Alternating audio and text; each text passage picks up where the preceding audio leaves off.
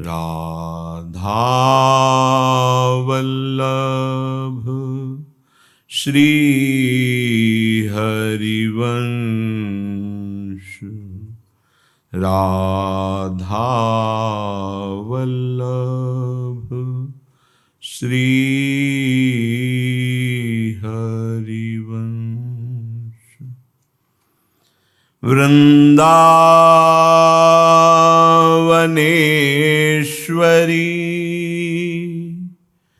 तवैव पदारविन्दम् प्रेमामृतैकमकरन्द रसौघपूर्णम्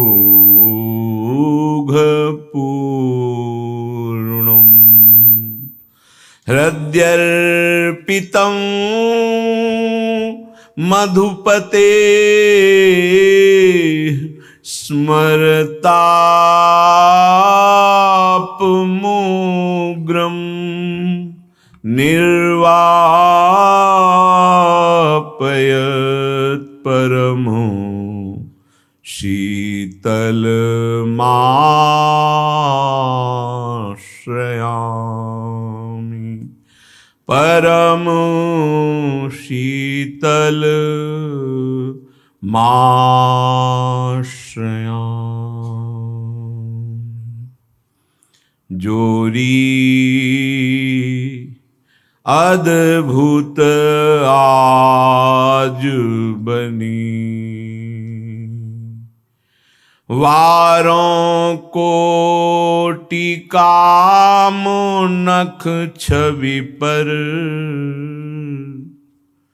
वारों कोटि काम नख छवि पर, उज्ज्वल नीलमणि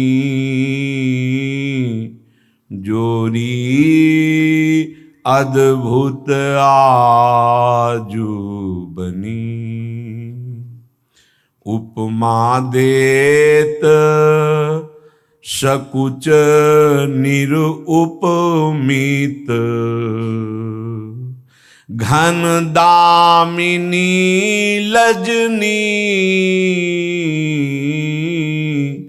करत हासु परिहास प्रेमयुत सरस विलास शनि। जोरी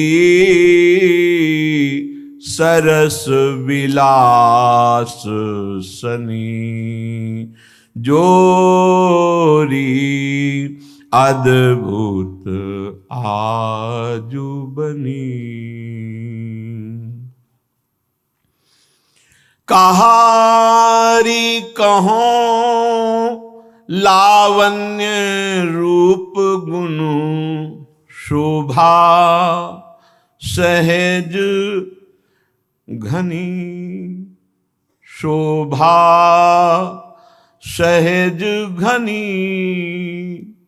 श्री बिहारिन दासी दुलरावत, श्री हरिदास कृपा बरनी, श्री हरिदास कृपा बरनी। जोरी अद्भुत आजू बनी। आज तो छबीली राधे रस भरी डोलही, रंग भरी डोलही। आज तो छबीली राधे रस भरी डोलही। सांवरे पिया के संग भीनी है मदन रंग, सांवरे पिया के संग भींजी है मदन रंग, मोद की उमंग अंग गुण ग्रंथि खोलहि। आज तो छबीली राधे रस भरी डोलहि। जैसे दामिनी घन माही ऐसे भामिनी तनु माही। जैसे दामिनी घन माही ऐसे भामिनी तनु माही। लखी अपनी परछाई ये हंसी हंसी बोलही, हंसी हंसी बोलही। आज तो छबीली राधे रंग भरी डोलही। भगवत लाल बिहारी पाई है कहाँ वर नारी। गुण रूप बैस हमारी करत कलोलही, करत कलोलही। सांवरे पिया के संग भींजी है मदन रंग, मोद की उमंग अंग गुण ग्रंथि खोलही। आज तो छबीली राधे रस भरी डोलही, रंग भरी डोलही। उपासक उपास्य देव का भरोसा बहुत दृढ़ कर ले, क्योंकि माया की चिकनाहट फिसलन में केवल इष्ट का भरोसा ही संभालता है, अपना साधन बल नहीं। इष्ट का कृपा बल उपासक को गिरते हुए भी संभालता है, गिरे हुए को उठा करके पुनः सतमार्ग में प्रतिष्ठित करता है। जब भरोसा दृढ़ होता है तो चरण बहुत मजबूत पड़ते हैं परमार्थ में। भरोसा अगर डगमगा गया तो चरण भी डगमगा गए और परमार्थ से वो गिर पड़ेगा। लौकिक उन्नति, लौकिक प्रलोभन, लौकिक सुख, लौकिक मान प्रतिष्ठा यश कीर्ति, ये सब डगमगाना है, गिरना है। इसका कोई महत्व नहीं है, एक स्वाप्निक है। विचार कीजिए, थोड़ी देर पहले जिसका बड़ा यश हो रहा है, बहुत ऊंची पदवी है, फिर उसको बड़े बंधनों में बांध दिया जाता है, दुर्गति को प्राप्त होता है। क्या हुआ इस पद का? नारकी गतियों को प्राप्त होता है। कर्म बिगड़ गए तो यहां भी और वहां भी सर्वत्र दुख भोगना पड़ता है। कुछ समय पहले जय जयकार हो रही है देवराज इंद्र के पद पर, फिर वो भ्रष्ट होकर अजगर योनि को प्राप्त होता है। क्या है ये? कौन सा पद है जिसमें हम संतोष धारण करें कि मेरे जीवन का परम लाभ प्राप्त हो गया? खूब जीवन भर कमाते रहिए, बैंक बैलेंस करते रहिए, खाते रहिए, पीते रहिए, भोगते रहिए, लेकिन जिसको खूब खवाया पियाया, खूब अनुकूल भोग दिए, वो शरीर ही छूट गया और तो सब यही है ही। क्या धोखे में हमारा जीवन है? क्या इस धोखे में हमें संतुष्ट होना चाहिए? विचार कीजिए। इस यश का क्या भरोसा? तुम्हारे प्रतिष्ठा का क्या भरोसा? जिसकी प्रतिष्ठा हुई वो शरीर ही प्रतिष्ठित नहीं है, वही नाशवान है। विचार कीजिए। अगर आप विचार करेंगे तो आपका मन सत्य की तरफ भाग पड़ेगा। अभी जो असत भाव में आप सुख का अनुभव करते हुए हृदय को विश्राम मान रहे हैं, ये विश्राम स्थल नहीं है, ये बड़ा भयावह स्थल है। आपको नहीं दिखाई दे रहा। विषय चुगा जिन चुगय मन चुगत कछुक सुख होए, फिर फांसी ऐसी लगे तेषम दुख न को।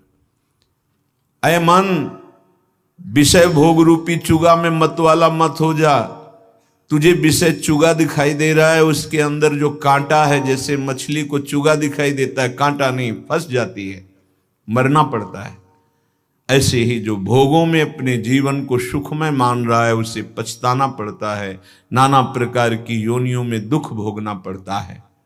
इसलिए उपासक उपास्य देव का, आराध्य देव का दृढ़ भरोसा करके नाम जप करते हुए अपने कर्तव्य का पालन करे, तो इसी जन्म में इस लोक में परम शांति और परलोक में परमात्मा प्राप्ति उसे हो जाएगी। धर्म से चलने वाले नाम जापक को ऐसे भगवत प्राप्ति होती है जैसे पुत्र को अनाधिकारी होने पर भी पिता की संपत्ति का स्वाभाविक अधिकार प्राप्त हो जाता है। स्वाभाविक अधिकार जो बार बार भगवान की कृपा का अवगाहन करता है। बड़ी कृपा हम पर श्री हरि की, यद्यपि हम नीच हैं, अधम हैं, पर हमारे ऊपर प्रभु की बड़ी कृपा है। और नाम जप करता है, अपने धर्म से चलता है, तो उसे भगवत प्राप्ति स्वाभाविक ऐसी हो जाती है जैसे पिता की संपत्ति पर सरकारी कानूनी वो अधिकार प्राप्त कर लेता है, ऐसे वो भगवत प्राप्ति कर लेता है। श्रीपाद प्रबोधानंद जी महाराज महामहिम सच्चिदानंद घन स्वरूप युगल सरकार के अत्यंत क्रीड़ा विलास, रसमय विलास, माधुर्य विलास का जो मूल वो वृंदावन है। बिना इस मूल वृंदावन का आश्रय लिए कोई प्रिया प्रीतम के प्रेम रस को नहीं जान सकता। एक एकांतिक में सन्यासी महात्मा जी काफी समय से आ रहे हैं। उन्होंने कहा कि मुझे लीला में प्रिया प्रीतम को ऐसा ऐसा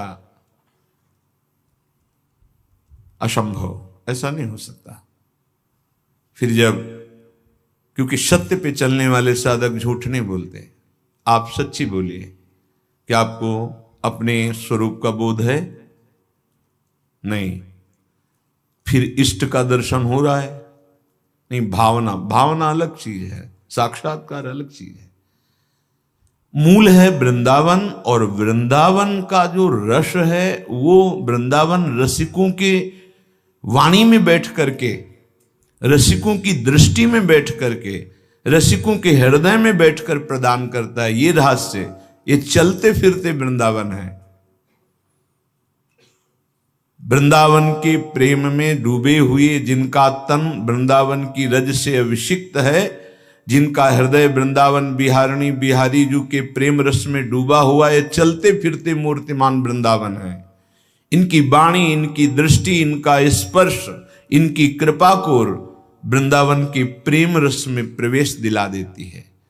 नित एक धर्मिन संग तो रंग बढ़त नित नित सरस, नित नित प्रेम अभंग यह जो कृपा हरिवंश की। श्रीपाद कह रहे हैं, प्रेमोत्केन विचिन्त्यतां विलुठनैः सर्वांगमायोज्यतां, देहस्यास्य समर्पणेन सुदृढ़ प्रेमा समास्थीयतां, राधा जानिरुपास्यतां स्थिरचर प्राणिः संतुष्यतां, श्री वृंदावन में व सर्व परमं सर्वात्मना श्रीयतां। हे भाई, जो वृंदावन का आश्रय लेता है उसे वृंदावन के रसिकों का संग, जो विशेष कृपा पात्र हैं, जरूर मिलता है। यदि रसिकों का संग मिला तो बोले प्रेमोत्केन विचिन्त्यतां विलुठनैः सर्वांगमायोज्यतां। प्रेम मूर्ति, प्रेम के खिलौना दो खेलत हैं प्रेम खेल, श्री श्यामा श्याम, इनकी शरणागति मिलती है, इनकी उपासना मिलती है। ये अनन्य धर्म है वृंदावन का, प्रिया प्रीतम की उपासना का। वो सर्वत्र से अपने मन को हटाकर प्रिया प्रीतम में लगाता है रसिकों की कृपा से। जब रसिक संग प्राप्त होता है तो प्रिया प्रीतम से संबंध स्वीकृत हो जाता है जो है। कोई नया नहीं होता, हम हैं इनके। भूल से जगत में शरीराभिमान के कारण मानते हुए संबंधों में, नानात्व में ऐसे फैल गए कि लौटना मुश्किल हो गया। अंतर में अंतर्मुखी होना मुश्किल हो गया। बाहर के ही संबंधों में हम इतना भ्रमित हो गए। मात तात सुत दार देह में मति अरुझय मति मंदा, हित किशोर को होए चकोर तू लख वृंदावन चंदा। भूल गए, इन्हीं में फंस गए। रसिक महापुरुष कहते मत चित्त वृत्ति को देह भाव में लाकर फंसाओ, भगवत भाव में लाओ, नहीं तो मानव देह का जो परम लाभ है वो नहीं मिल पाएगा। माँ में, पिता में, भाई में, पत्नी में, पुत्र में, बार बार रोज सत्संग में कहते हैं भगवत भावना करो, वही है, वही ये रूप धारण की हुई है, दूसरा कोई नहीं। तुम्हारे हृदय में भी वही बैठे हुए चैतन्य घन है। तुम अपने को भूल करके देह मान रहे हो, इसीलिए तुमको अनुभव में नहीं आ रहे हैं। अंतर में विराजमान परमात्म तत्व का चिंतन करने वाला निश्चित परमात्मा प्राप्ति को, ये बहुत बड़ा सौभाग्य है भगवत प्राप्ति करना। चूक मत करना। हम गलत हैं, हम संभल नहीं पा रहे हैं, पर हम लड़खड़ा कर चलेंगे। राधा राधा बोलने में कौन सी परेशानी है? क्या तुम्हारा लगता है तुम्हारा परम मंगल इसी में हो जाएगा? तुम्हारे अंदर ऐसी सामर्थ्य आ जाएगी कि गंदे आचरण अपने आप अच्छे नहीं लगेंगे, गंदा आहार विहार अपने आप आपके अंदर घृणा पैदा हो जाएगी। आप मन लगा करके, ना मन लगे तो नाम जप से सब ठीक हो जाएगा। जब रसिकों के संग से हमें पता चलता है राधा नाम की महिमा, तो राधा नाम प्रेमामृत है। ये जो राधा राधा बोलने पर आपके मुख में रस आता है ना, ये महाचरणामृत है। ये अकाल मृत्यु हरणम सर्वव्याधि विनाशनम, ये समस्त रोगों का नाश करने वाला, अकाल मृत्यु का हरण करने वाला, आपके हृदय में प्रेम प्रकाशित करने वाला है। कोई आपको और कृपा की जरूरत नहीं यदि नाम जपना शुरू कर दिया। ये अंतःकरण तभी निर्मल होता है जब जिह्वा से हम राधा राधा रटते हैं, जो रस निकलता है ये जब हृदय में जाता है तो सारे मल को नष्ट कर देता है। विश्वास कीजिए, राधा नाम सुधा रसम, ये प्रेमामृत रस है। धीरे धीरे ऐसी प्रीति होगी, राधा रोमांच हो गया, अश्रु आने लगे। क्यों रो रहे हैं कोई पता नहीं। ऐसा अद्भुत आनंद कि आनंद की उमगन में उपासक फूला फूला डोलता है। तुम आनंद के लिए सोचते हो, अर्थ मिले तो आनंद बढ़े, भोग मिले तो आनंद बढ़े, पद मिले तो आनंदित हो जाओ। भूल मत कीजिए, जो बड़े बड़े पद में हैं आंख उठा करके देखिए कैसे जल रहे हैं। अगर अपने धर्म से नहीं है तो, धर्म से हैं तो धर्म का महत्व हुआ ना कि पद का। अपने कर्तव्य और धर्म का पालन करने वाले को कभी पदाभिमान नहीं होता। जो पदाभिमानी होता है वो कभी अपने धर्म और कर्तव्य का पालन सम्यक रूप से नहीं कर सकता, त्रुटि हो जाएगी। इसलिए बहुत सावधान होकर के इस जीवन को, जो अमूल्य महामहिम देव दुर्लभ कहा गया है, बड़े भाग मानुष तन पावा, शुर दुर्लभ शद ग्रंथन गावा, इसे प्रमाद में मत नष्ट करो। श्रीपाद कह रहे प्रेम की ऐसी उत्कंठा उसके हृदय में प्रकट होती है, विलुंठनई सर्वांग मायोज्यता। कभी जीवन में एक बार ये सुख मिला है? सोचो, राधा राधा इतने विकल हो गए, रो रहे हैं और भूमि पर लौट रहे हैं। प्रेमोत्केन विचिंत्यताम विलुठनई सर्वांग मायोज्यताम, समस्त अंग वृंदावन की रज में लौट रहे। राधा राधा राधा।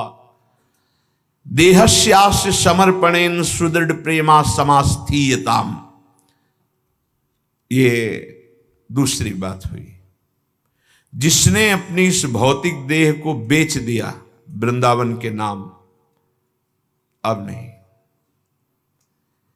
प्राण निकल जाएंगे पर हम वृंदावन के बाहर नहीं जाएंगे। ये विशेष भगवत कृपा से होता है। युगल सरकार जो हमारे प्रभु हैं, इनकी कृपा से होता है। वृंदावन में यदि कोई वैष्णव अपराध ना करे और ऐसे ही वास कर रहा है तो स्वाभाविक वो प्रियाजू के पास पहुंच जाएगा। इसका प्रभाव है, ये कई बार देखा है ऐसे कि कोई साधना जीवन में नहीं है, अचानक कृपा होती है और वो भगवत प्राप्त हो जाता है, तब लालच लगता है कि देखो इसके लिए पूरा जीवन महात्मा जन कितना कष्ट सह करके, लेकिन इस जीव पर कृपा हुई तो कैसे कैसे परम पद इसको कैसे मिल गया। यही हमारी लाडली जू की अहेतु की कृपा होती है। देहस्या से समर्पणेन सुदृढ़ प्रेमा समास्थीयता। मैं ये नियम लेता हूं कि मृत्यु पर्यंत श्रीधाम वृंदावन से बाहर नहीं जाऊंगा, मरने के बाद जैसा प्रभु की इच्छा हो। ये कोई बिरला ही ले पाता है। ये क्षेत्र संन्यास है। जैसे पूज्य राधा बाबा ने भाई जी महाराज के शरीर के लिए लिया था, जहां भाई जी का शरीर रहेगा आजीवन वहीं रहेंगे। तो जहां चिता लगाई गई थी वहीं पूज्य राधा बाबा को टीन छवा दी गई, वहीं आजीवन, आजीवनवाद। महापुरुषों में निष्ठाएं पाई गई हैं। सही पूछो, बड़ा निष्ठावान है जिसको वृंदावन की परिक्रमा के बाहर जाना भी रुचिकर नहीं लगता। कई बार उत्साह होता है कि महारानी जी के दर्शन करने, बरसाने के लिए कई बार लालच लगता है। हमारी प्राणाराध्य हैं, कई बार ऐसा हुआ कि तैयारी बनी हितधाम में, कई बार वो ले आए वाहन, चलो बैठो, क्षमा कीजिएगा अंदर उत्साह नहीं हो रहा। ऐसे वृंदावन पकड़ लेता है कि यद्यपि हमारे ही प्राणाराध्य हैं पर मन गिरता है। वृंदावन ऐसे आसक्त चित्त हो जाए कि देहस्या से समर्पणेन सुदृढ़ प्रेमा समास्थीयता। अब मुझे नरक स्वर्ग की परवाह नहीं, अब मेरा जीवन वृंदावन को समर्पित।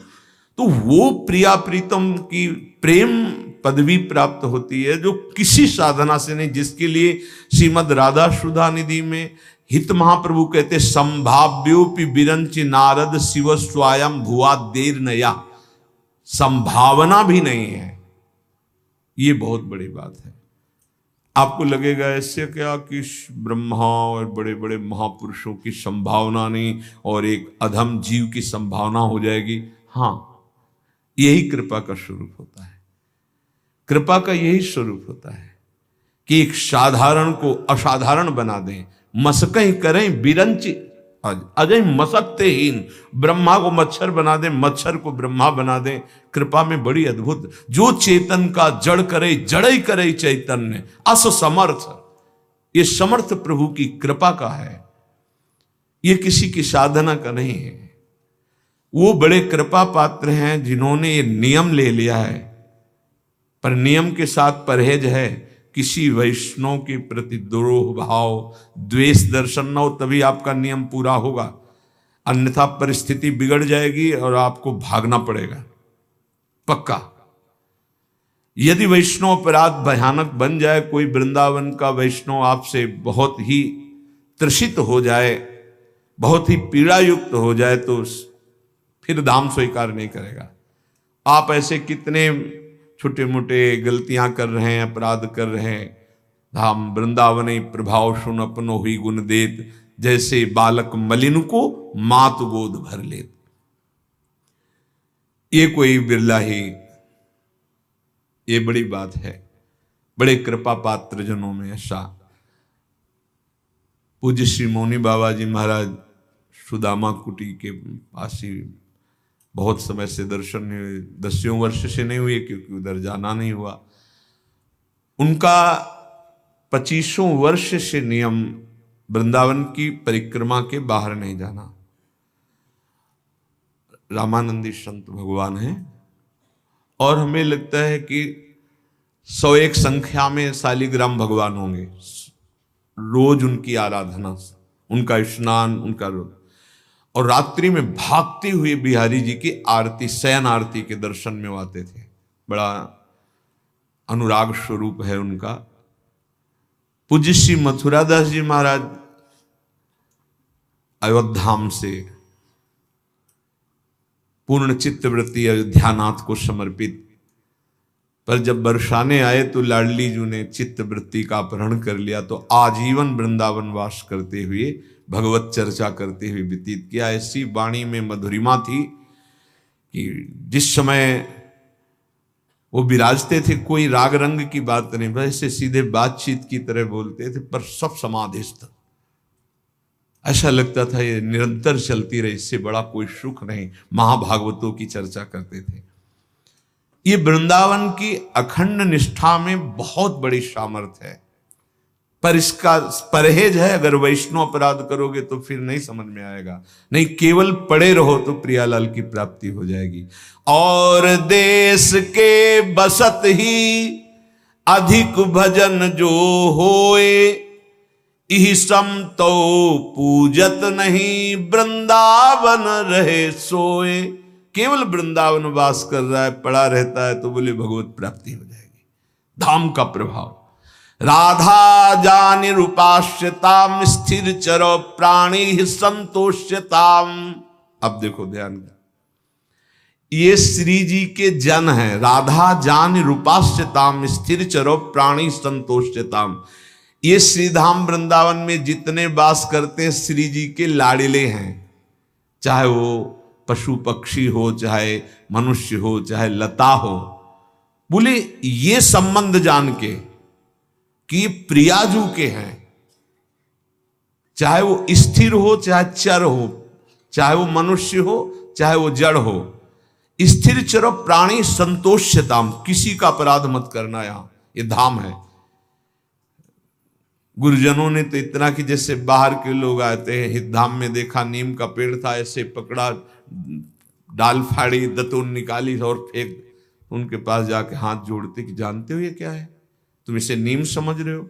ये प्रियाजू की सखी है जो लता रूप में विराजमान है। अरे बाहर से आए हो, रज से कर लो, मंजन खरीद लो, काहे को डाल फाड़ दी आपने? अब उनको क्या पता चले कि वो तो अपने ध्वनि में।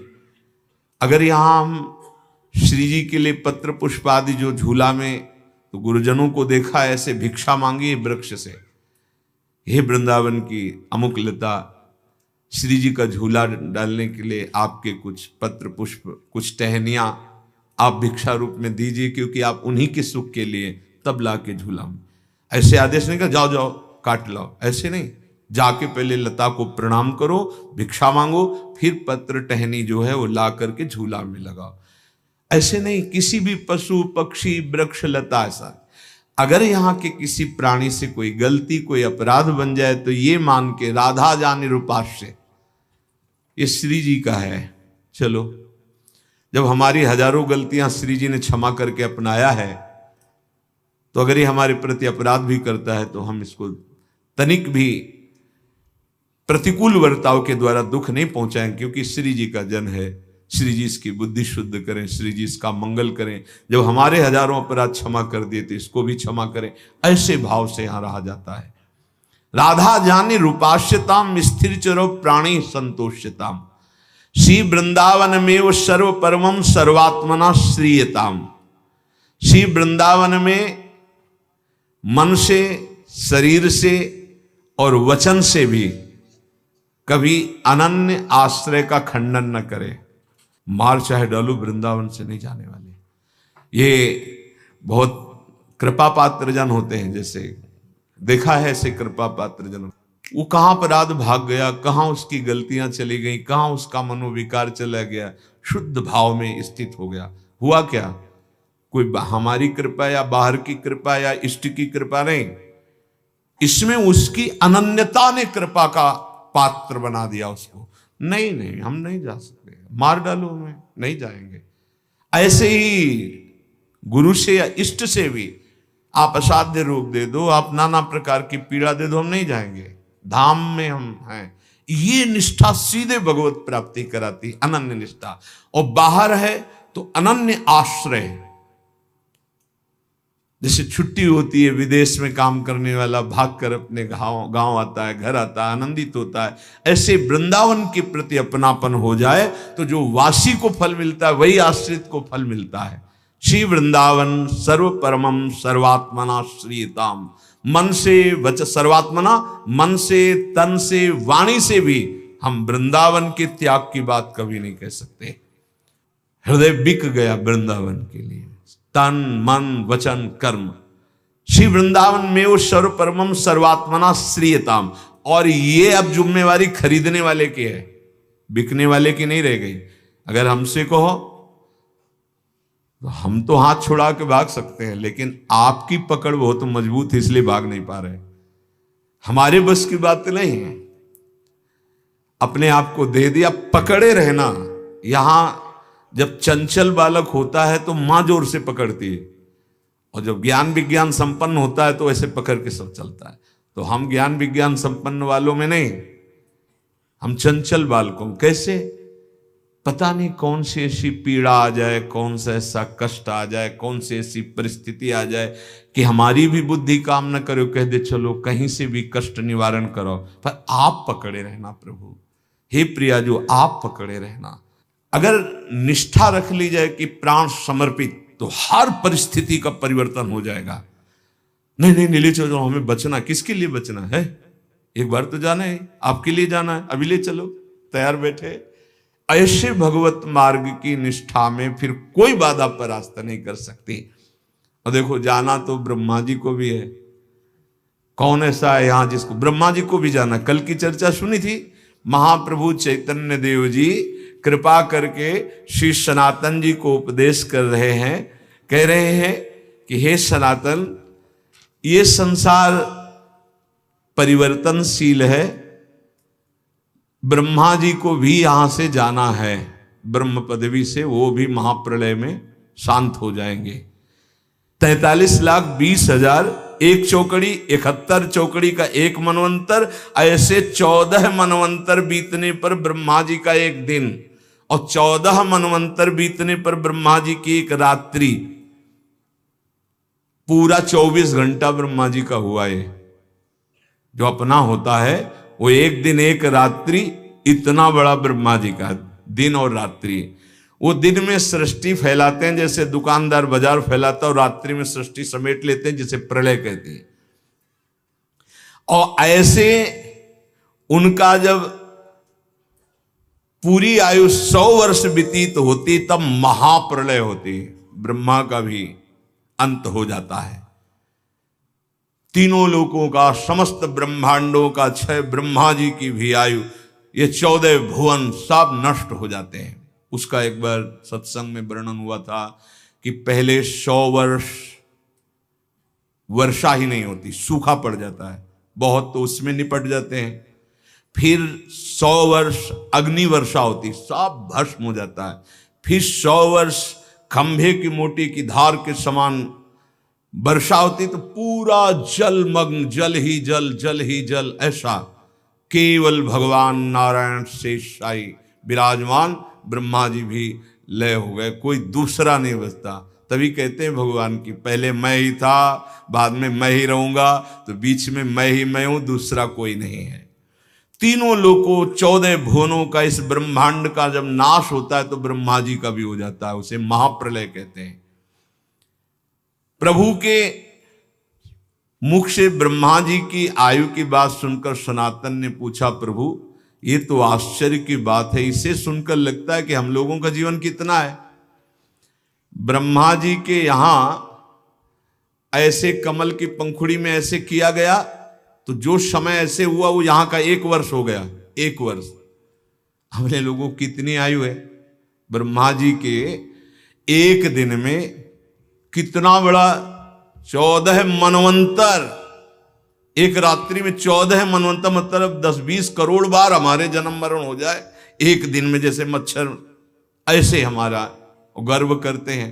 जरा विचार करो कितना बड़ा ब्रह्मांड है।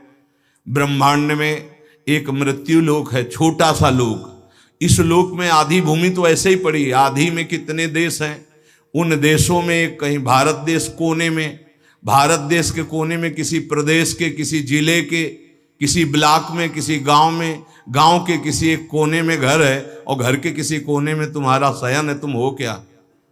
क्या हो? मुझ में ताव देते हो, क्या हो तुम? कुछ नहीं हो। क्या पावर है तुम्हारे अंदर? काल पर विजय प्राप्त कर ली, कि मृत्यु पर कर ली, कि काम पर कर ली, कि क्रोध पर? केवल कोरा अहंकार लिए अपने लोग डोल रहे। एक रोम झर जाए तो उठा के पुनः नहीं लगा सकते। और सामर्थ्य क्या है कि भगवान को ललकार देंगे, जिनके एक रोमकूप में करोड़ ब्रह्मांड वास करते हैं। सनातन जी ने महाप्रभु से कहा, प्रभु ये बात सुनकर तो घोर वैराग्य हो रहा है कि जल्दी से जल्दी भगवत प्राप्ति कर लेनी चाहिए, यहां सब धोखा है। इस हिसाब से हमारी आयु 100 वर्ष की कितनी हुई? ब्रह्मा जी के एक लव के करोड़वें अंश पे यहां के 100 वर्ष व्यतीत हो जाएंगे। कितनी मूर्खता है कि मनुष्य जीवन प्राप्त करके ऐसे भगवान को न भजा जाए, भगवान को न प्राप्त किया जाए। महाप्रभु चैतन्य देव जी ने कहा, हाँ यही तो हम तुम्हें समझाना चाहते हैं कि मनुष्य जीवन का परम लाभ क्या है। उस समय महाप्रभु का मुखारविंद तेज से चमक रहा है, आंखें प्रसन्नता से बरस रही, मानो सनातन जी के ऊपर भागवती कृपा का तेज महाप्रभु प्रदान कर रहे हैं। प्रभु ने कहा, सनातन ये मनुष्य समझ नहीं रहा है कि उसे माया में फंसकर ये जो 83,99,999 योनियों के बाद मनुष्य देह मिली, 84 लाख योनियों की पूर्णता इसी से होती है, वो इससे मुक्त हो सकता है। एक ही योनि है, पर वो आकर फिर भोगों में फंसकर भगवान से विमुख फिर पहुंच गया। एक ही दरवाजा है इस माया प्रपंच के महल से निकलने का। अब जैसे कोई आदमी आंखों से अंधा हो, टटोल कर पूरे महल में ऐसे, और जहां निकलने का दरवाजा वहां खुजली लग गई, दोनों हाथ से खुजलाने लगा, पैर निकल गए, फिर टटोल कर ऐसे पूरा जीवन निकल गया और दरवाजे से निकल ही नहीं पाया। मतलब 84 लाख योनियों में एक दरवाजा है मानव देह, जिससे आप आवागमन से मुक्त हो सकते हैं। पर इंद्रियों की खुजली इतनी बढ़ गई मनुष्य शरीर प्राप्त करके कि भोगों में ही वो जीवन नष्ट कर दिया। महाप्रभु चैतन्य देव कहते हैं, देखो तुम प्रत्यक्ष देखो, जिसे तुम अपना एक दिन कहते हो, उसी में ऐसे जीव हैं अनेकों जो लाखों बार जन्मते हैं और मर जाते हैं, छोटे छोटे। ऐसे ही तुम उन जीवों के, जैसे तुम्हारे दिन के, ऐसे ब्रह्मा जी के दिन के सामने तुम लाखों करोड़ों बार जन्मते मरते हो। ब्रह्मा जी की समय के अनुसार तो हमारी भुनगों से भी छोटी आयु है, भुनगों से भी छोटी। इस विषय में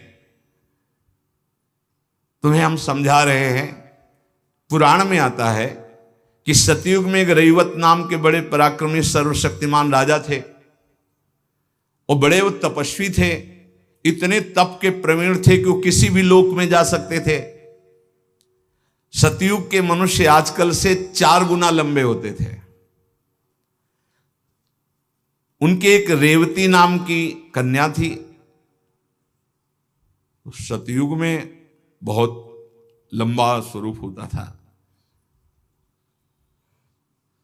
3.5 हाथ का शरीर इस समय, तो द्वापर में 7 हाथ, तो त्रेता और सतयुग में सतयुग में 14 हाथ का हो गया जाके। सोचो 14 हाथ का आदमी कैसा नजर आएगा।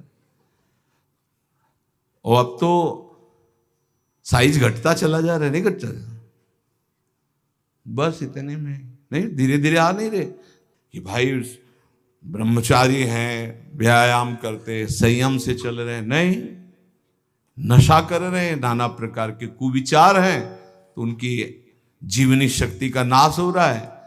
तो बस चश्मा है आंखों में, क्योंकि आंखों में समझ में नहीं आ रहा है कितने बड़े। भाई 50 के बाद नजदीक वाला कम समझ में आने लगता है, अवस्था का प्रभाव हो जाता है। चलो भाई ठीक है। छोटे छोटे बच्चे हैं, उनमें ऐसे भयानक रोग, 500 शुगर छोटे बच्चे में, 500 शुगर, ये क्या कलिकाल का प्रचंड प्रभाव देखिए, 4 गुना लंबे कलयुग से होते थे। तो रेवती जी कितनी लंबी होंगी। अब उन्होंने 2-4 लड़के देखे तो सोचा इधर उधर पूछने से अच्छा है अपने तो ब्रह्मा जी के पास जाते हैं, वहीं से पूछ लेते हैं कि तुमने भाग्य में कौन सा दूल्हा, और सीधे ब्याह कर देते हैं। तो वहां ब्रह्मा जी के पास वो पहुंचे रेवती जी को लेकर। उस समय ब्रह्मा जी के यहां हाहा हुहू नाम का गंधर्व भगवत यश का गान करते हुए नृत्य कर रहे थे। अब सभा लगी है, नृत्य हो रहा, तो थोड़ा घड़ी 2 घड़ी, आधी घड़ी, 12 मिनट, वहां के ब्रह्मलोक के 12 मिनट। इसके बाद सभा संपन्न हुई। ब्रह्मा जी ने देखा कि महाराज रेवत प्रणाम कर रहे हैं। कहा कैसे आना हुआ। हाथ जोड़िए, कहा महाराज आपके श्री चरणों के दर्शन के लिए आया, इस लड़की के लिए वर ढूंढ रहा था, तो हमने कहा आपसे ही पूछ लें, आप आज्ञा करें। 2-4 राजकुमार देखे हैं, अमुक अमुक राजा के लड़के, उनमें से कौन सा ठीक रहेगा। ब्रह्मा जी ने कहा कि कौन सा ठीक रहेगा।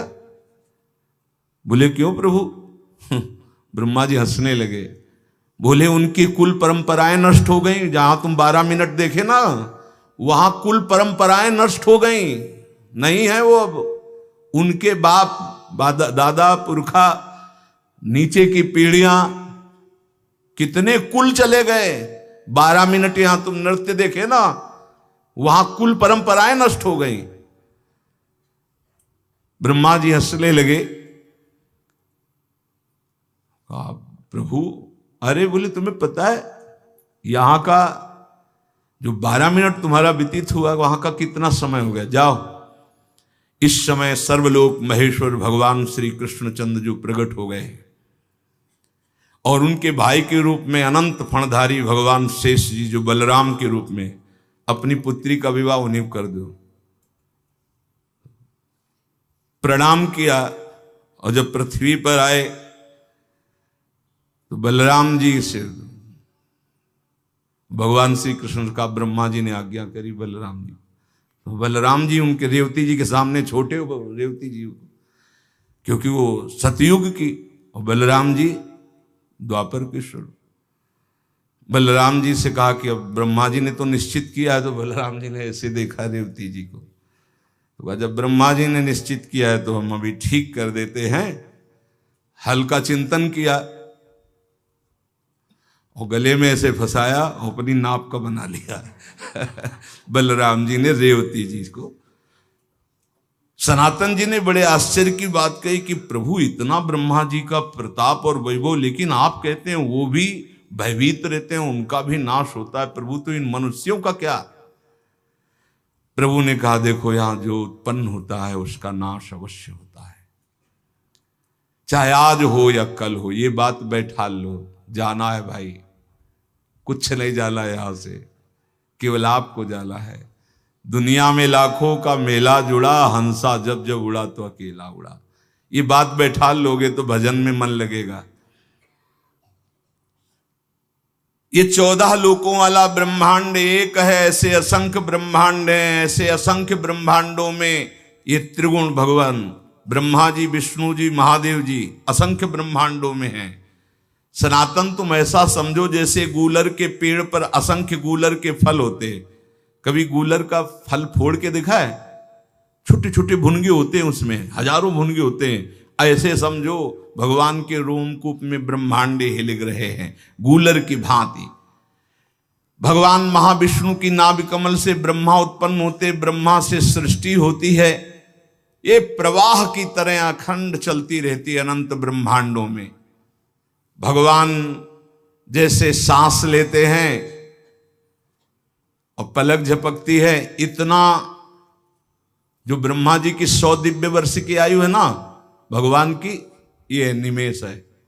इसीलिए भ्रकुटी विलास सृष्टि लय हुई। अब बताओ क्या अस्तित्व है अपने जीवन का अगर भगवान की प्राप्ति ना हुई। कुम्हार की चक्र की भांति ये जीव भटकता घूम रहा है, कभी स्त्री कभी पुरुष कभी पशु पक्षी, न जाने कितनी योनियां। सनातन इस जन्म में भगवत प्राप्ति कर लेनी चाहिए, मानव देह को व्यर्थ नहीं गंवाना चाहिए। सनातन जी ने कहा, प्रभु इस संसार चक्र से छूटने का उपाय क्या है?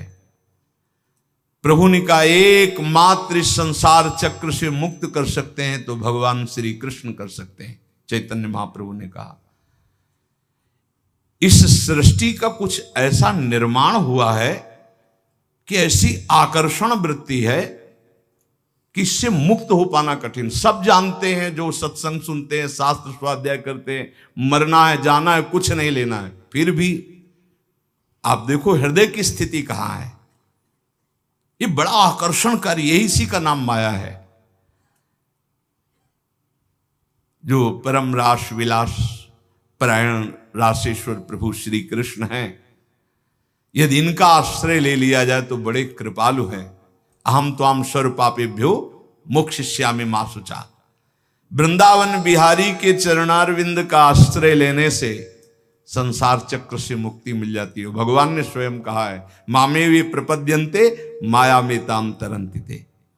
सनातन ने कहा, प्रभु ये तो आपने बता दिया कि वृंदावन बिहारी की शरण लेनी चाहिए, तो प्रभु मैं उपाय जानना चाहता हूं। प्रभु ने कहा, सनातन तपस्या से, जप से, योग से, यज्ञ से, पाठ से, पूजा से श्री कृष्ण उतना प्रसन्न नहीं होते जितना अनन्यता से होते हैं। ये सब ध्यान रखो। अनन्यता, जो मीरा जी कह रहे, मेरे तो गिरधर गोपाल दूसरो न कोई, जाके सिर मोर मुकुट मेरो पति सोई। ये अनन्यता, अनन्यता से प्रभु बहुत प्रसन्न होते हैं। इसीलिए ध्रुवदास जी ने प्रियाजू की अनन्यता के लिए कहा है कि यद्यपि भक्त अनन्य जो विषय इंद्रियन बस होए, कर्मठ कोटि जितेंद्रियन ते समलह न कोई। जो प्रियाजू का अनन्य हो गया, यद्यपि वो जितेंद्री नहीं है, पर वो करोड़ों जितेंद्रियों, करोड़ों कर्मकांडी से भी बढ़कर है, क्योंकि उसने प्रियाजू की अनन्यता ले ली। हमारे माई श्यामाजू को राज अंदर से यही अनन्यता उसको निर्विकार करके प्रेम भक्ति में डुबो देगी। प्रेम भक्ति के बिना संसार का आकर्षण नष्ट नहीं होता। श्री कृष्ण जब कृपा करते हैं तो किसी को सखा बना लेते हैं, किसी को अपनी प्यारी गोपी बना लेते हैं, अपनी नित्य लीला में सम्मिलित कर देते हैं, किसी को सखी बना लेते हैं। पुरुषार्थ से कोई भगवान की लीला में प्रवेश नहीं कर सकता, अभिमान से कोई भगवान को प्राप्त नहीं कर सकता। जो अनन्य हो गया वो दीन हो गया, जो निराश्रित हो गया वो आश्रित हो गया। यहां निराश्रित का है, रुपये का आश्रय, शरीर का आश्रय, संबंधियों का आश्रय, बुद्धि का आश्रय, भगवत आश्रय कहां है? भगवत आश्रय अंदर से हो जाए तो ये सब साधन है, साध्य भगवान है। जिसको अंदर से है कि मैं अपने पुरुषार्थ से भगवान को नहीं प्राप्त कर सकता, भगवान की कृपा से प्राप्त कर सकता, और रात दिन भजन करता है, पर पुरुषार्थ का अभिमान नहीं, वो भगवत प्राप्ति कर लेता है। बड़ा गूढ़ विषय है। एकमात्र भगवान के आश्रय में रहकर रात दिन भजन करता है, पर उसे अभिमान नहीं कि मैं भजन के द्वारा भगवान को प्राप्त कर लूंगा। उसको अंदर विश्वास है कि भगवान की कृपा से हमें भगवत प्राप्ति होगी, और खूब रात दिन भजन करता है, खूब लीला गायन, लीला चिंतन करता है। सनातन ने कहा, प्रभु ये तो समझ में आ गया कि भगवान की शरणागति से माया चक्र से मुक्त हुआ जा सकता है। भगवान की शरणागति में अनन्यता प्रधान है, ये समझ में आ गया। प्रभु ये अनन्यता कैसे होती है, प्रेम भक्ति का अंकुर कैसे उत्पन्न होता है? तो प्रभु ने कहा, सनातन ये अनन्यता प्राप्त करने का एकमात्र उपाय है भगवत प्रेमी महात्मा का आश्रय। जैसे परमहंस शिरोमणि जड़ भरत जी ने राजा रहुगण से कहा, जब रहुगण को उपदेश किया तो उन्होंने कहा, ये भागवत धर्म, ये ब्रह्मबोध कैसे प्राप्त होगा, उपाय क्या है? तो कहा, रहुगणै तत्तपसा नयाति न चेद्यया निरूपणात् गृहाद्वा न छंदसा नैव जलाग्निसूर्यैर् विना महत्पाद रजोभिषेकम। जड़भरत जी ने कहा, रहुगण, ये जो हम तुम्हें उपदेश कर रहे हैं ये तपस्या से नहीं प्राप्त होता, यज्ञ करने से नहीं, दान करने से नहीं, घर द्वार छोड़ने से नहीं, वेदों के पाठ से नहीं, जल अग्नि या सूर्य के सेवन से नहीं। इसकी प्राप्ति का एकमात्र उपाय है भगवत प्राप्त, भगवत प्रेमी महात्मा की चरण रज का सेवन। चरण रज का सेवन होता है उनकी आज्ञा में रहना। एकमात्र ये उपाय है प्रभु के अनन्य होने का और प्रभु की प्रेम लक्षणा भक्ति का अंकुरण हृदय में होने का। बिना भगवत प्रेमी महात्मा के भगवत प्रेम प्रकट हो ही नहीं सकता। रेमन रसिकन संग बिन रंच न उपजय प्रेम। अगर कोई भगवत प्रेमी महात्मा का आश्रय छोड़ दे तो जैसे कोई मगरमच्छ भरे हुए समुद्र में तैरना ना आता हो कूद पड़े, अगर तैरना भी आता है तो वो लील जाएंगे मगरमच्छ। ऐसे ही हे सनातन, नैषाम मतिस्तावदुरुक्रमांघ्रिम स्पृशत्य अनर्थापगमो यदर्थः महीयसाम पादरजोभिषेकम निष्किंचनानाम न वृणीत यावत्। जैसे प्रहलाद जी ने हिरण्यकश्यप से कहा कि जब तक भगवत प्रेमी महात्माओं की चरण रज में स्नान नहीं होता तब तक जैसी मेरी मति भगवान में लगी ऐसी किसी की नहीं लग सकती। भगवत प्रेमी महात्माओं की चरण रज में, क्योंकि भगवत भक्तों की चरण धूलि में ऐसी सामर्थ्य है, उनकी आज्ञा पालन में ऐसी सामर्थ्य है कि समस्त विकारों का, अहम का नाश करके दैन्य भाव प्रकार, दैन्य से ही भगवान रीझते हैं। जब तक तत्वदर्शी भगवत प्रेमी महात्माओं का संग नहीं, उनकी सेवा नहीं, उनका आज्ञा पालन नहीं, उनकी चरण रज नहीं, तब तक उसके हृदय में भगवत प्रेम या भगवत अनन्यता आ ही नहीं सकती। इसीलिए भगवान ने अर्जुन जी को, देखो सामने विराजमान है जगत गुरु श्री कृष्णचंद्र जी, फिर भी क्या कह रहे कि यदि तुमको तत्वबोध प्राप्त करना है तो तद्विद्धि प्रणिपातेन परिप्रश्नेन सेवया उपदेक्ष्यन्ति ते ज्ञानम ज्ञानेन तत्वदर्शिनः। अर्जुन, तुम तत्वज्ञानी महात्माओं के पास जाओ, साष्टांग प्रणाम करो और कपट न रखते हुए दैन्य भाव से उनसे प्रश्न करो, विनीत भाव से, तब वो तुम्हें महात्मागण उनका उपदेश करेंगे। तद्विद्धि प्रणिपातेन प्रश्नेन सेवा, साष्टांग दंडवत दैन्य होकर प्रश्न और उसका मनन, जैसे उत्तर हुआ उसका मनन किया तो फिर भगवान इसका कैसे हो सकता है, ऐसे प्रश्न होता है। भाई देखो, हम बता रहे कि ज्ञानी और अज्ञानी, महात्मा दुरात्मा, ये केवल शब्दों का एक श्री कृष्ण सारे जगत में छाए हुए हैं। ये तुम जान लो तो तुम ज्ञानी हो जाओगे, और जब तुम ज्ञानी हो जाओगे तो कोई अज्ञानी दिखेगा नहीं, और जब तक तुम अज्ञानी रहोगे तब तक कोई ज्ञानी दिखेगा ही नहीं। पापी को सब पापी नजर आते हैं, राम भक्त को सब राम नजर आते हैं, श्याम भक्त को सब श्याम नजर आते हैं, काम भक्त को सब कामी नजर आते हैं, ज्ञानी को सब ज्ञानी नजर आते हैं, अज्ञानी को सब अज्ञानी। दृष्टि जैसी वैसी सृष्टि, जाकी रही भावना जैसी, प्रभु मूर्ति देखी तिन तैसी। जो तत्वदर्शी महात्मा है उनके सामने जाकर प्रणिपातेन च प्रश्नया। एक बार महाराज विदेहराज जनक जी ने जब नौ योगेश्वरों से प्रश्न किया कर्म के विषय में, बोले यही प्रश्न हमने सनकादि से किया था, पर वो मौन रहे, उत्तर क्यों नहीं दिया? तो उनका इसलिए नहीं दिया कि आप उस समय अनाधिकारी थे, उस समय आप अनाधिकारी थे इसलिए वो मौन थे। मौन का मतलब अज्ञान नहीं है कि वो उत्तर देने की सामर्थ्य नहीं, आप अधिकारी नहीं इसलिए चुप है। तो हे सनातन, संतों के पास जाकर के दैन्य भाव से उन्हें सबसे बड़ा देवता मानते हुए कि साक्षात प्रभु है, फिर उनके चरणों में बैठकर दैन्यता से प्रश्न करे, तब जो वो बोलते हैं उसका मनन करे, तो उसके हृदय में भगवान की अनन्यता आ जाएगी, प्रेम का मार्ग खुल जाएगा। बहुत बातों में क्या तुम्हें सार बात बताता हूं कि प्राणी मात्र का परम पुरुषार्थ है भगवत प्रेमी महात्मा के संग से श्री कृष्ण के नाम रूप लीला धाम में रंग जाना। परम आराध्य प्रभु वृंदावन चंद्र ये पुरुषार्थ को नहीं देखते हैं, ये अपने आश्रय और अनन्यता को देखते हैं। ये बड़ी तसल्ली वाली बात है। ये पुरुषार्थ नहीं देखते तुम कितने बड़े तपस्वी हो, कितने, ये मेरा है बस। अवगुण करे समुद्र सम प्रियाजू का स्वभाव, गणत ना अपनो जा, ये मेरा है। अनन्य भाव जो संसार के संबंधों से आंतरिक मुख मोड़कर पतित पावन प्रभु की आराधना करता है, वो इस संसार समुद्र से मुक्त हो जाता है।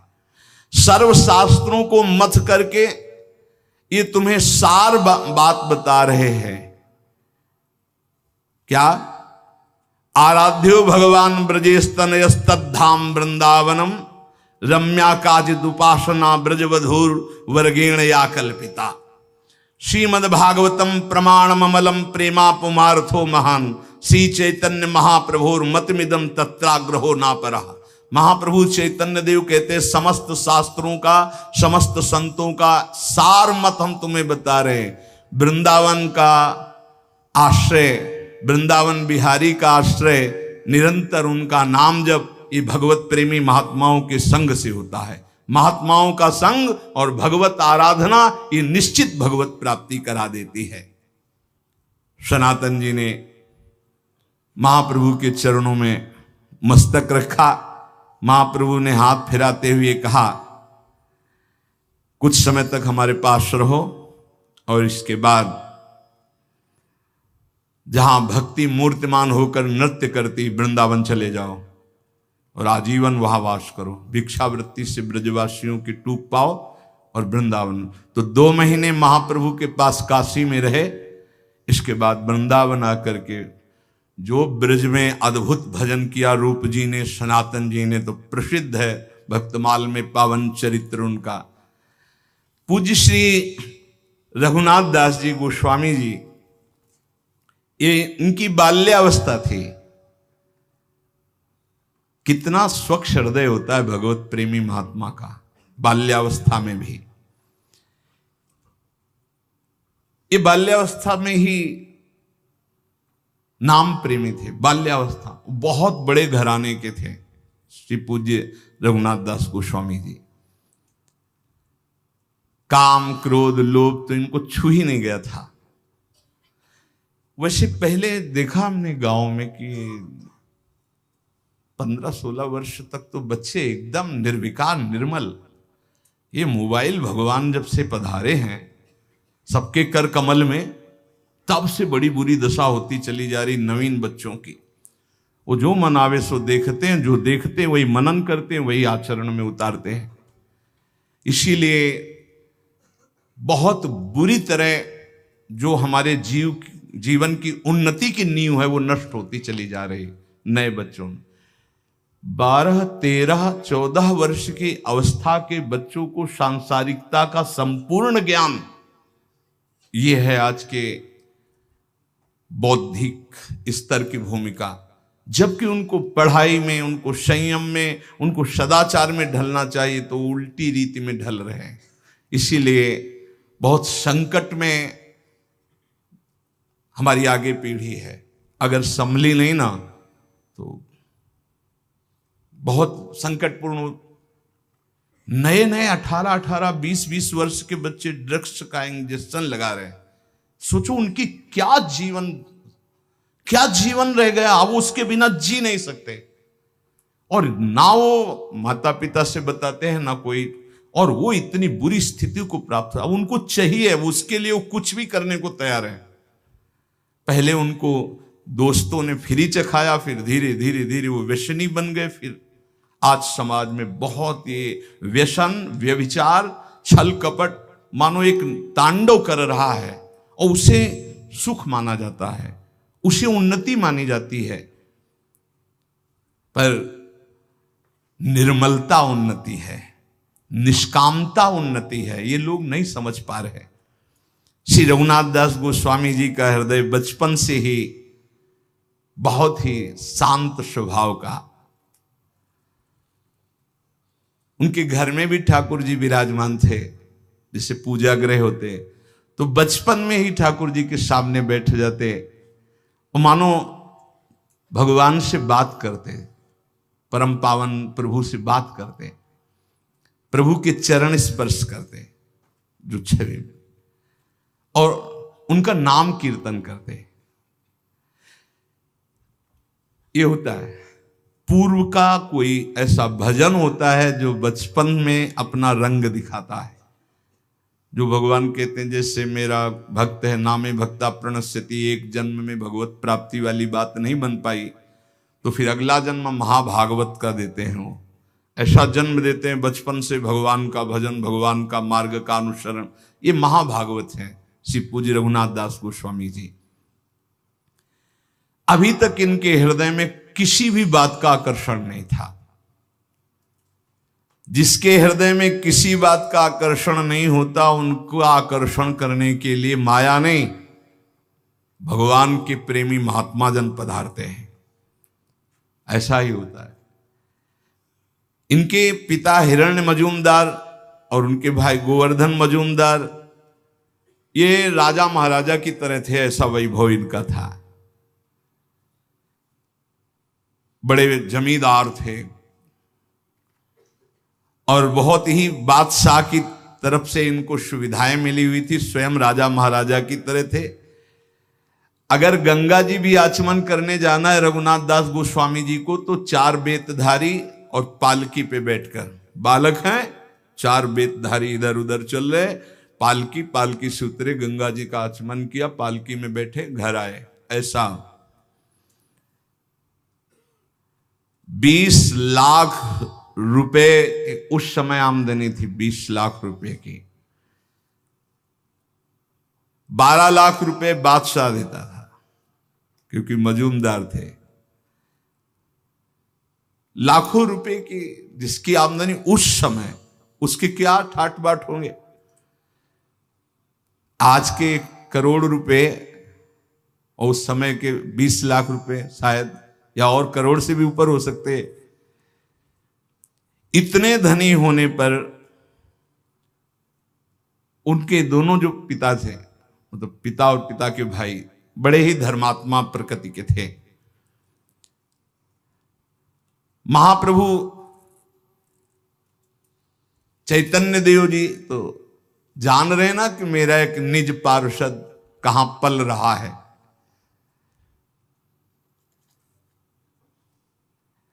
कभी कभी ठाकुर हरिदास जी जब उधर से जाते थे तो उनके यहां जाते थे, वो भक्तों का सम्मान करते थे।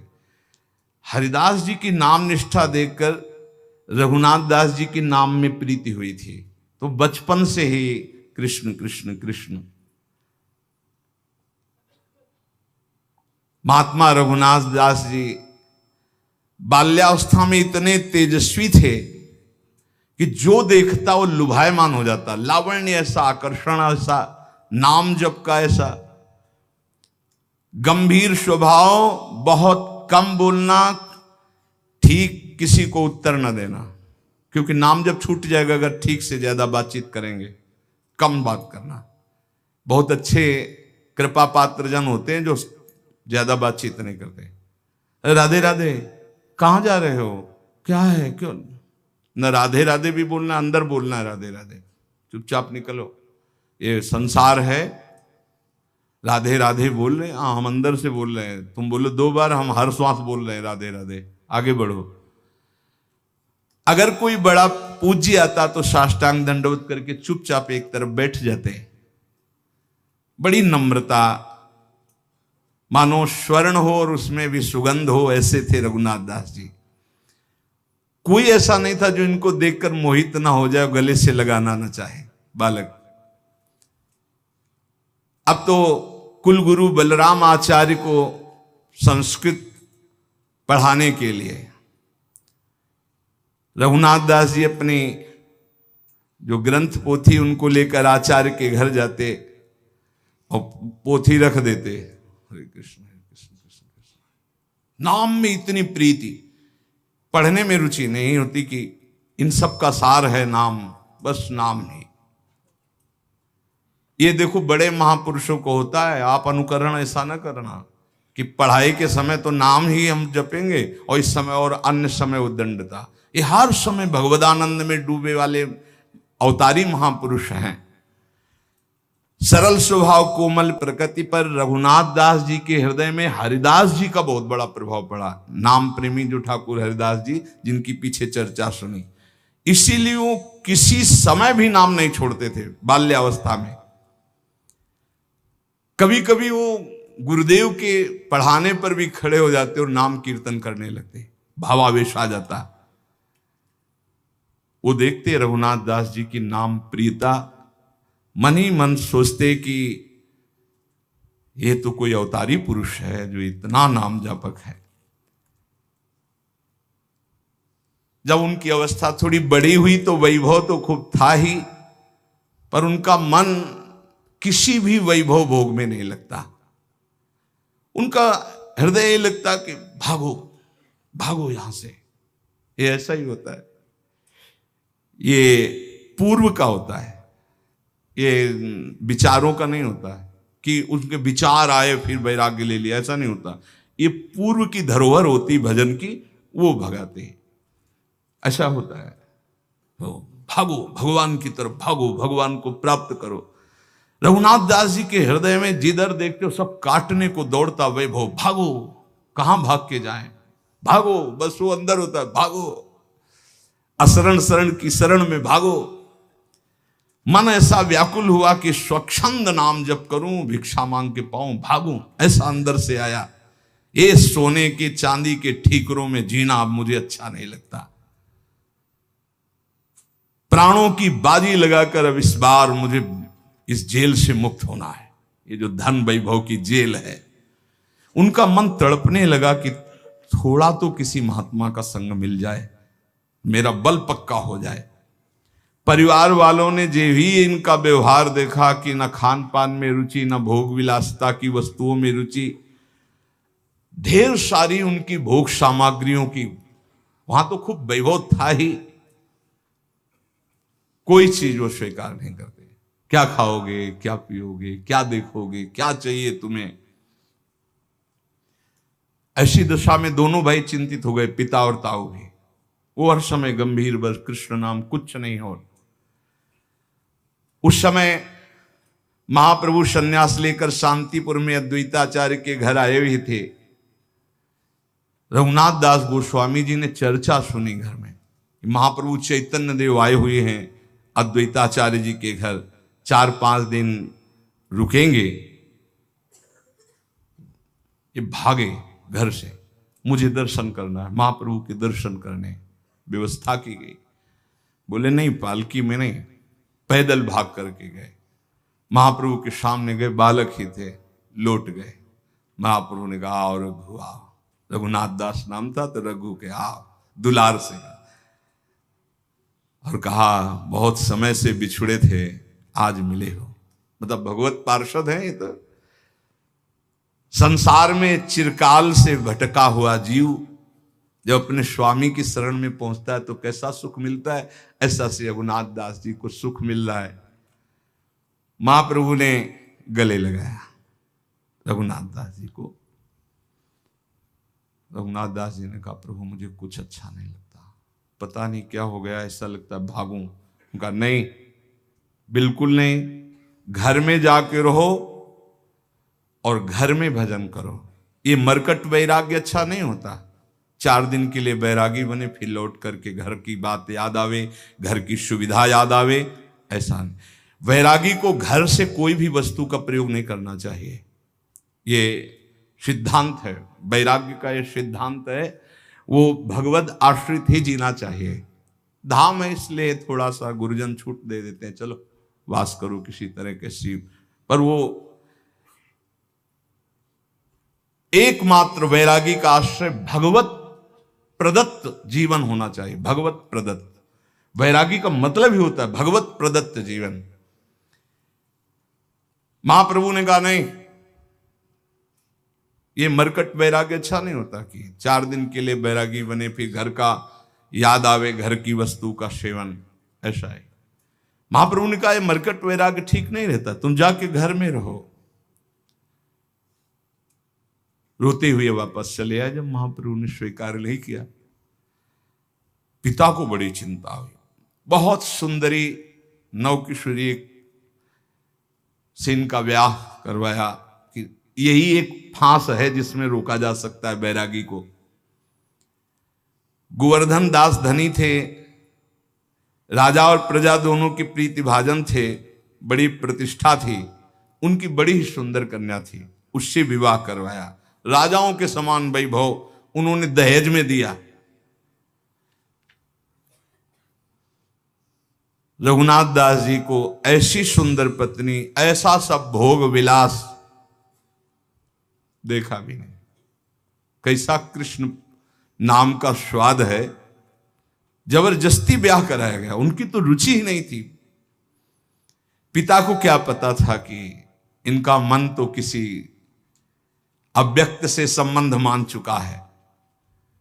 पत्नी का सौंदर्य, पत्नी की प्रियता, भोग सामग्रियां, सब वैभव तुच्छाति तुच्छ इनको नजर आया। इन्होंने बात भी नहीं की, ये भी प्रयास विफल गया। अब तो पूरे परिवार जलने लगा कि अब क्या होगा, अब तो कोई रास्ता ही नहीं कि इनको रोका जा सके। रघुनाथ दास जी ने अपनी पत्नी से एकांत में प्रेम से हाथ जोड़कर कहा कि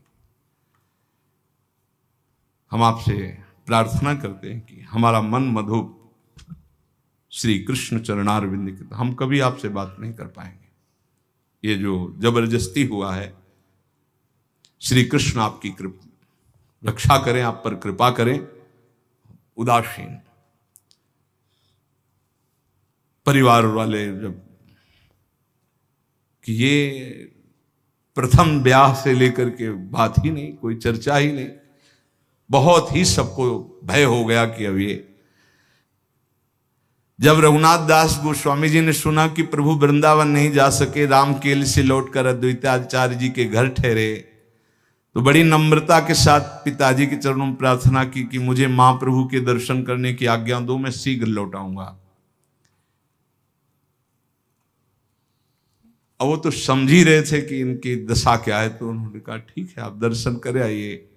आंखों में आंसू भरकर कहा कि एक बात केवल तुम ध्यान रखना, हमारे दोनों भाइयों के बीच में इतने वैभव में कुल के दीपक तुम ही हो, अगर कोई इधर कदम हटाए वैराग्य की तरफ आप ले गए, इधर से हटाए तो हम लोग अनाथ हो जाएंगे। तुम हमारे जीवन के आधार हो, मैं जीवित रहता हूं तुम्हें देखकर, तुम्हारी हर बात को मैं बर्दाश्त कर रहा हूं, लेकिन हमारी आंखों से बाहर चले गए तो हम लोग प्राण त्याग देंगे। मेरी प्रार्थना है, मेरे सफेद बालों की तरफ देखकर, मेरे आंसुओं की तरफ देखकर, जब तक मैं जिंदा रहूं तो ऐसे कदम मत निकालना। बस इतनी हमारी प्रार्थना। बड़े दैन्य होकर पिताजी ने, ताऊ जी ने ऐसा। पर जो निर्मम भगवान के प्रेम में है, उसको इन ममता आंसुओं का कोई प्रभाव नहीं पड़ता। रघुनाथ दास जी ने चरणों को स्पर्श किया और कहा, पिताजी मैं बिल्कुल चाहता हूं कि आपके अनुकूल चलूं, पर मेरा चित्त मेरे वश में नहीं है। ऐसा लगता है कि मेरे चित्त में कोई बलात् बैठा हुआ करवा रहा है। मैं बहुत चाहता हूं कि मैं आपको कभी कष्ट ना दूं, पर अब आपसे मैं ये वचन देता हूं, अभी तो लौट के आ जाऊंगा, पर मेरा मन मधुप श्री कृष्ण के लिए तड़प रहा है। एक पालकी मंगवाई गई, उसमें फिर रक्षकों को राजकुमार की भांति उनको सजाकर सब भेंट की सामग्री महाप्रभु के लिए, जो ही घर से बाहर गली में ऐसे कूद पड़े, सब छोड़ दिया, नंगे पैर भागे वहां से। कौन प्रपंच पाल की सब, धूप में नंगे पैर सुकोमल शरीर, और महाप्रभु के चरणों में जाके दूर से साष्टांग प्रणाम किया। महाप्रभु ने कहा आ गया रघु, फिर छाती से लगाया और कर कमल से इनके घुंघराले बाल ऐसे सहलाते हुए हृदय से लगाया। तुम धूप में अकेले क्यों आए, तुम्हारे साथ रक्षक नहीं आए, पैदल क्यों आए नंगे पैर? कहा प्रभु नौकर जन भी थे साथ में, उस रक्षक पालकी भी थी, पर प्रभु मुझे अच्छा नहीं लगा, मैं ऐसे, क्षमा कीजिए। महाप्रभु मुस्कुरा दिए। रघुनाथ दास जी ने आंसुओं से भिगोते हुए महाप्रभु के काशाय वस्त्र में से कहा प्रभु अब दूरी सही नहीं जाती, अब आप अपने से दूर मत कीजिए मुझे। महाप्रभु ने कहा देखो कोई कार्य जल्दीबाजी में ना करे, तुम पर श्री कृष्ण की असीम कृपा है, पर तब तक इंतजार करो, वो समय आएगा, तुम इंतजार। रघुनाथ दास जी ने कहा प्रभु कारावास भी किसी को अच्छा लग सकता है? ये पिता का वैभव, ये पिता का सब सुख सामग्री, मुझे कारागार लगता है, मुझे छुड़ा लो इस कारागार से। महाप्रभु ने कहा क्या तुम्हें परेशान? बोले प्रभु हर समय हमारे ऊपर अंगरक्षक पहरा दे रहे हैं कि अगर मैं एक कदम भी चलूंगा तो पहरेदार साथ होंगे। प्रभु मुझे गृह बंधन से मुक्त कर दो, मैं बहुत। महाप्रभु ने कहा चिंता मत करो, तुम तो मुक्त पुरुष हो, तुम्हें कौन बांध सकता है। रघुनाथ पर घर तुम्हारे लिए बंधन नहीं हो सकता। देखो जब घर में ममता करे तो वो बांध सकता है, तुम तो श्री कृष्ण की ममता वाले हो। तुम आसक्ति छोड़कर घर में रहते हुए, तुम्हारा ब्याह हो गया है स्त्री से, पिता से, वैसे प्रेम में व्यवहार करो। महापुरुष जन देखते हैं हृदय की स्थिति। रघुनाथ दास जी ने कहा प्रभु मुझे इन खिलौनों में बहकाओगे अब भी? क्या प्रभु आप देख नहीं रहे हो कैसी आग लग रही मुझे इन खिलौनों से? प्रभु मैं समझ रहा हूं अनाधिकारी हूं, इसीलिए आप इन खिलौनों की बात कर रहे हो। प्रभु अब नहीं, अब तो श्री कृष्ण चाहिए। प्रभु जो आपका कृपा कोर नहीं पाया उसी को खिलौने अच्छे लगते हैं। नहीं प्रभु, आप जो उपदेश कर रहे हो उनके लिए ठीक है, जो धर्म पूर्वक गृहस्थ का पालन करते हुए भगवत प्राप्ति की बात सोचे। प्रभु मैं तो सिर्फ आपका बच्चा हूं, आपके चरणों के समीप रहना चाहता हूं। मुझे ना स्त्री में आसक्ति है, ना घर में आसक्ति है, ना भोग में। प्रभु मुझे काटने को दौड़ता है सब कुछ, मुझे मुक्त करा दो। प्रभु ने कहा जो तुम कुछ कह रहे हो सब ठीक है, फिर तो मैं कह रहा हूं कि मरकट बैराग्य ठीक नहीं। वो कभी फिसल नहीं सकते जिन्होंने कष्ट को गले लगाकर आगे बढ़ा है, और जिन्होंने संपत्ति को देख करके कि अमुक आश्रम के गुरुदेव संपत्तिवान, उनके शिष्य बनेंगे, हम उनके अधिकारी बन जाएंगे, जब विपत्ति आएगी कष्ट आएंगे तो फेल हो जाएंगे। कभी भी संपत्ति को देखकर शिष्य नहीं बनना चाहिए, वैभव को देखकर शिष्य नहीं बनना चाहिए, सदैव भगवान को देख करके आगे बढ़ना चाहिए। जो ये क्षणिक बैरागी होते, इन पर जब कसौटी कसती है माया तो ये लोग भाग पड़ते हैं, फिर इनको घर ही में देखा जाता है। महाप्रभु कह रहे। रघुनाथ दास जी ने कहा प्रभु कसौटी तो बैरागियों की होती, हम तो आपके बच्चा है प्रभु। ये बहुत बचने का बहुत सुंदर उपाय है। प्रभु क्या आपकी कृपा रूपी अमृत का पान करने वाले को कभी क्या विषय भी सता सकता है नाथ? क्या आपके चरणों का आश्रय लेने वाले को कभी राग फंसा सकता है? प्रभु ने धीरे से कहा ठीक बात है, तुम्हारी ठीक बात है, पर अभी मेरी आज्ञा है तुम जाओ, अभी घर जाओ। मैं यहां से लौटकर पुरी जाऊंगा, फिर समय आएगा तुम पुरी में मुझे मिल जाओगे। ये नहीं कहा कि आप आना, समय आएगा तो तुम पुरी में मुझे मिल जाओगे। रघुनाथ दास जी को लगा कि महाप्रभु का आदेश हो गया है। अभी महाप्रभु पुरी तक पहुंचे, 7 दिन 7 रात्रि महाप्रभु के पास ही रहे। अद्वैताचार्य जी के घर महाप्रभु का उच्छिष्ट पाते, चरणों के नीचे शयन करते। वहीं श्रीमन माधवेंद्रपुरी की पुण्यतिथि समीप ही थी। अद्वैताचार्य की प्रार्थना करने पर शांतिपुर में महाप्रभु और टिके। कई दिन तक आनंद मिलता रहा रघुनाथ दास गोस्वामी को महाप्रभु की उच्छिष्टामृत का।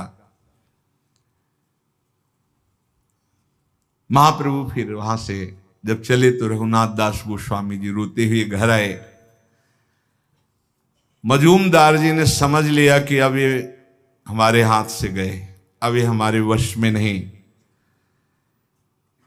कड़ा पहरा लगा दिया कि अब तो प्यार की जरूरत नहीं, शासन की जरूरत है। 1 मिनट के लिए भी दसियों छड़ीदार साथ, शयन, लघुशंका, शौच, कहीं भी बाहर, स्कूल जाना बंद, विद्यालय संस्कृत के जाना बंद, पालकी में बैठाल करके आचार्य को घर बुलाते। पैसा था, यहीं पढ़ो, पूरी व्यवस्था। रघुनाथ दास जी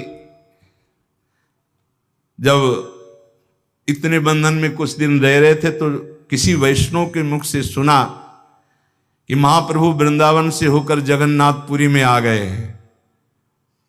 बस उनके हृदय में छा गया। महाप्रभु ने कहा था जब मैं पुरी आ जाऊं तो पुरी में समय आएगा तब तुम मिलोगे, भागो यहां से भागो, ऐसा उनके हृदय में आया था।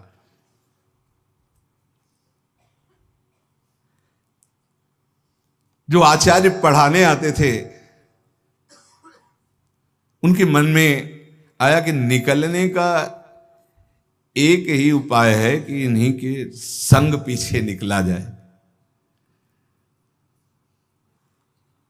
पीछे पीछे आचार्य के चलने लगे। उन्होंने कहा कि बस बस सम्मान के लिए इतना ही काफी है, तुम अंदर जाओ क्योंकि तुम्हारे पिता ने इतनी सुरक्षा कर रखी है।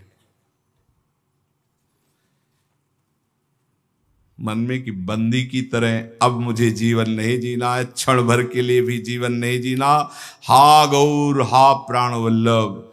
अंदर से एकदम फिर अपने को संभाला और कहा गुरुदेव अंदर तो सब व्यवस्था है, पीछे सब खड़े हैं, थोड़ी देर खुली हवा में आपके साथ चल सकते हैं? आपकी आज्ञा जहां होगी थोड़ी देर के बाद में। हृदय में आग जल रही कि बस केवल घर से बाहर निकल कर गली में पहुंचे, इनको उधर जाना होगा, मैं जगन्नाथपुरी के लिए भागूं। भला है विचार करो, जिन महापुरुषों के पास इतना वैभव था, सुंदर पत्नी, सब व्यवस्था, कैसा भगवत भजन का आकर्षण होता है। इसे वैराग्य कहते हैं। वैराग्य इसे कहते हैं। वैरागी की 3 ही गिरने की खाइयां हैं, कंचन, कामिनी, कीर्ति। तीनों बात इनकी घर में ही थी, उनको ठुकरा करके ये भगवान के लिए। ऐसे महापुरुष कितना वैराग्य में जीवन व्यतीत किए भगवान के प्रति।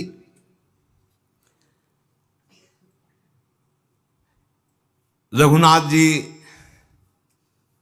जैसे कोई बावरा हो गया हो, पीछे पीछे उनके चले। उन्होंने कहा जाओ वापस, अब तो जाओ ना। हाँ गुरुजी, पहले आप आगे निकल करके अपने गली में जाइए, हम तो वापस, हम तो आपके चरणों के दर्शन खड़े खड़े कर रहे हैं। उनको लगा ये भी ठीक बात है, वो गए। जे ही ऐसे गए, आसपास देखा, अच्छा अंगरक्षकों ने इसलिए कि गुरुजी के पास 4 कदम जाएंगे, भाग पड़े रघुनाथ दास जी। हा गौर हा प्राणनाथ, जगन्नाथपुरी के लिए। जिसको भगवान में अनुराग हो जाता है उसको कोई संकट, कोई विपत्ति, नई अवस्था, नंगे पैर, ना कुछ खाना ना पीना, ना कोई साथी, और जगन्नाथपुरी नजदीक थोड़ी है। कई दिन रात भागते ही रहे क्योंकि पता था कि राज कर्मचारी पकड़ लेंगे। देखो, जिस सुख के लिए बैरागी फिसल सकता है, उन सुखों को कैसे छोड़कर भगवान के मार्ग का अनुरागी भागता है। कहीं मेरे पिता के का राज कर्मचारी मुझे पुनः पकड़कर घर ना ले जाए, इसलिए रात दिन भाग रहे जंगल के रास्ते से। जैसे परशुराम जी की बेटी करमेती बाई जब वो वृंदावन के लिए भागी, जब देखा कि गवन के लेने वाले आ गए, तो उनका ये जीवन तो श्री कृष्ण को है, दूसरा कैसे इसे स्पर्श कर सकता है। रात में भागी, स्त्री शरीर, सोचो मतलब कितना प्रबल बल होता है भगवान का।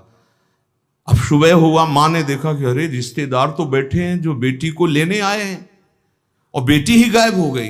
परशुराम जी से कहा, उन्होंने तुरंत राजा को सूचना की। राजा उनके शिष्य थे, राज कर्मचारी घोड़ों पे भागे, चारों तरफ सूचना दी कि वृंदावन के मार्ग में होगी, क्योंकि वृंदावन वृंदावन पुकार रही, तो जरूर वृंदावन भाग के जाएगी। इधर घोड़े दौड़ाए गए।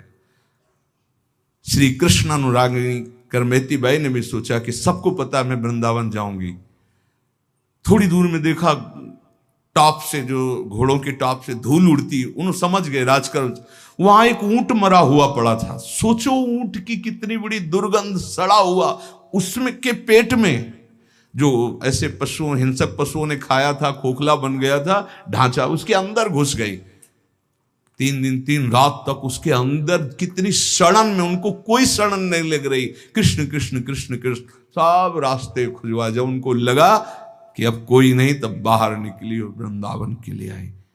ये कैसा भगवान के अनुराग का मार्ग, जहां संसार के भोगों के लिए लोग पागल घूम रहे हैं, ये श्री कृष्ण बावरे जन बमन की तरह उनको त्याग दिया। रमा बिलास राम अनुरागी तजत बमन जिन जड़ बड़ भागी। कितने बड़ भागी जन है। रघुनाथ दास गोस्वामी जी बिना कुछ खाए पिए जंगलों के रास्ते से भागते हुए महाप्रभु से मिलने के लिए जा रहे। शेष चर्चा आगे। श्री राधा वल्लभ लाल की।